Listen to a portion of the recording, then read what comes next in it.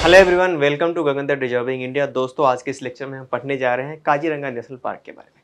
अब जैसे कि आप जानते हैं कि काजीरंगा नेशनल पार्क यूपीएससी के लिए काफ़ी ज़्यादा फेवरेट है, इंपॉर्टेंट है। हमेशा साल दर साल क्वेश्चन वहाँ से पूछे ही जाते हैं। अभी हुआ ये है कि काजीरंगा नेशनल पार्क में अभी फ्लड आ गया है। अब देख पा रहे होंगे कि बहुत सारे जानवर को रिलोकेट किया गया है, एनिमल्स जितने भी उनको रिलोकेट किया गया है कार्बी एंगलोंग हिल्स के पास। तो आपको ये जितने भी कीवर्ड्स हैं ये सभी याद रखने होंगे, क्योंकि प्रीलिम्स में यहाँ से एमसीक्यूज बनाए जा सकते हैं। फिलहाल हम न्यूज़ को देखते हैं, उसके बाद हम इसके स्टैटिक पार्ट की तरफ बढ़ेंगे। काजीरंगा नेशनल पार्क को थोड़ा बहुत रिवाइज करेंगे, उसको पढ़ेंगे, उसको समझने की कोशिश करेंगे। तो अब देखिए 3 जुलाई की बात है, एएनआई ने रिपोर्ट किया इसको कि काजीरंगा नेशनल पार्क जो है लगभग 75% फ्लडेड है, मतलब कि पानी से डूबा हुआ है। ऐसे में जानवरों को रिलोकेट किया जा रहा है, जितने भी एनिमल्स है सभी को रेस्क्यू करने की कोशिश की जा रही है। अभी तक मिली जानकारी के अनुसार हो सकता है नंबर्स आगे बढ़ भी जाए। 11 जानवरों की मृत्यु हो गई है, तो आगे जानवरों की संख्या बढ़ सकती है।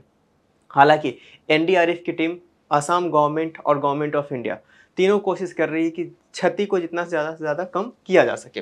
देखिए यहाँ पे बताया गया है कि जितने भी वाइल्ड एनिमल्स हैं, जैसे कि वन हॉर्न्ड राइनोसेरस जिसके लिए काजीरंगा नेशनल पार्क जाना जाता है, एलिफेंट, हॉक डियर, ये भी काफ़ी इंपॉर्टेंट एनिमल्स है, स्पीसीज है, जिसको कि काजीरंगा नेशनल पार्क में कंजर्व किया जा रहा है अभी के टाइम पे।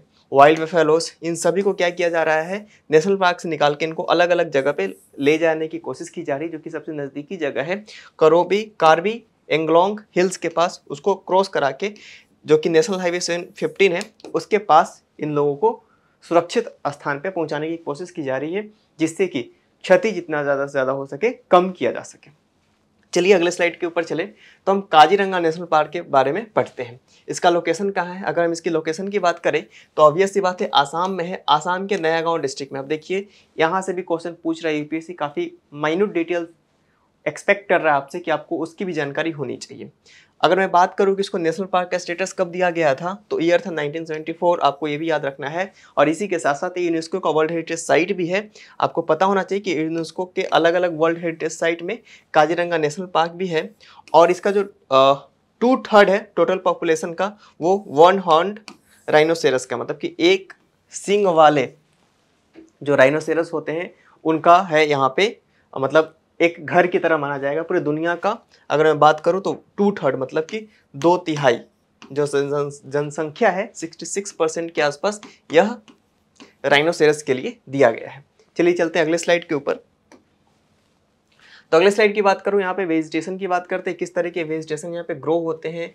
देखिए यहाँ का, और ऑब्वियस सी बात है अगर वेजिटेशन की बात की जाए तो सबसे पहले क्या इंपॉर्टेंट होगा वेजिटेशन के लिए, वहाँ की मिट्टियाँ काफ़ी ज़्यादा इंपॉर्टेंट रोल प्ले करती है। तो अलुवियल ग्रासलैंड है, यहाँ पे अलुवियल सॉइल पाया जाता है। इसी के साथ साथ सेमी एवरग्रीन फॉरेस्ट भी हमें देखने को मिलता है, और ट्रॉपिकल मॉइस्ट डिडिसियस फॉरेस्ट भी हम देख पाते हैं इस प्लेस पे। ये तो हुई फौना की बात। अब बात करेंगे फ्लोरा की। अगर मैं फ्लोरा की बात करूँ तो यहाँ पे आपको ग्रासेस देखने को मिलेंगे, इसी के साथ साथ कुछ स्मॉल स्वैम्प प्लांट्स देखने को मिलेंगे, दलदली इलाका देखने को मिलता है। और अगर मैं बात करूं तो बहुत ही हाई अमाउंट में हम लोगों को देखने को मिलता है लिलीज, वाटर लिलीज हम देख पाते हैं। उसी के साथ साथ लोटस भी हमें देखने को मिलता है, जो कि हमारा नेशनल फ्लावर है। चलिए चलते अगले स्लाइड के ऊपर। यहाँ पे हम बात करेंगे फौना के बारे में। अब कौन कौन से फौना है जो कि काफ़ी ज़्यादा इंपॉर्टेंट है, हमने वहाँ ब्रीफ में देखा था, अब हम थोड़ा सा डिटेल्स में देखेंगे। देखिए अगर मैं इंपॉर्टेंट वाइल्ड लाइफ की बात करूँ तो वन हॉर्न्ड राइनोसेरस यहाँ पे देखने को मिलता है, लियोपर्ड देखने को मिलता है, फिशिंग कैट देखने को मिलता है। इसी के साथ साथ रॉयल बंगाल टाइगर, आपको पता है सुंदरबन का जो फॉरेस्ट है, सुंदरबन का जो डेल्टा है वो ज़्यादा दूर नहीं है आसाम के काजीरंगा नेशनल पार्क से, तो ये भी माइग्रेट करके उस तरफ चले जाते हैं। स्मॉल इंडियन कीवेट देखने को मिलता है, इसी के साथ साथ सांभर देखने को मिलता है, बार्किंग डियर, हॉक डियर जिसकी मैं अभी बात कर रहा था आपसे। तो जो हाईलाइटेड किए हुए हैं काफ़ी ज़्यादा इंपॉर्टेंट है, आपको इनको मगअप करना होगा, इनका नाम याद रखना होगा कि कहाँ पे पाए जाते हैं। कभी कभी यूपीएससी पूछ देता है कि बताओ ये जो जानवर है क्या वेस्टर्न घाट या फिर ईस्टर्न घाट का इंडेमिक है, तो आपको बताना होगा कि नहीं या फिर हाँ। मतलब अगर आपके पास करेक्ट इन्फॉर्मेशन होगी इसके बारे में, तभी आप इन फैक्चुअल क्वेश्चन को सॉल्व कर पाओगे, उसका सही से सही आप जानकारी दे पाओगे। इसी के साथ साथ ये लास्ट रिमेनिंग होम्स है किसका भाई, इंडेंजर्ड एंड इंडेमिक वेस्टर्न हेलॉक गिवोन का। यहाँ से यूपीएससी ने क्वेश्चन पूछा भी है गिवोन के बारे में, तो पूछ सकता है यहाँ से कि क्या Kaziranga national park is the only home of गिवोन, तो आपको बताना होगा आंसर करेक्ट है या फिर इनकरेक्ट है। इसी के साथ साथ the only species of apps found in India, जो एप्स की जो प्रजाति है यहाँ पे सिर्फ और सिर्फ यहीं पे पाई जाती है भारत के अंदर में, अगर हम देखें तो काजीरंगा नेशनल पार्क काफ़ी इंपॉर्टेंट रोल प्ले करता है, खासकर यूपीएससी की जर्नी में। अगर मैं सिर्फ यूपीएससी की ही बात करूँ, स्पेसिफिक यूपीएससी की बात करूँ, तो खासकर प्रीलिम्स में यहाँ से क्वेश्चन पूछे ही पूछ जाते हैं और पास्ट में भी यहाँ से क्वेश्चन पूछा गया है। It is home of approximate 478 species of both resident and migratory birds.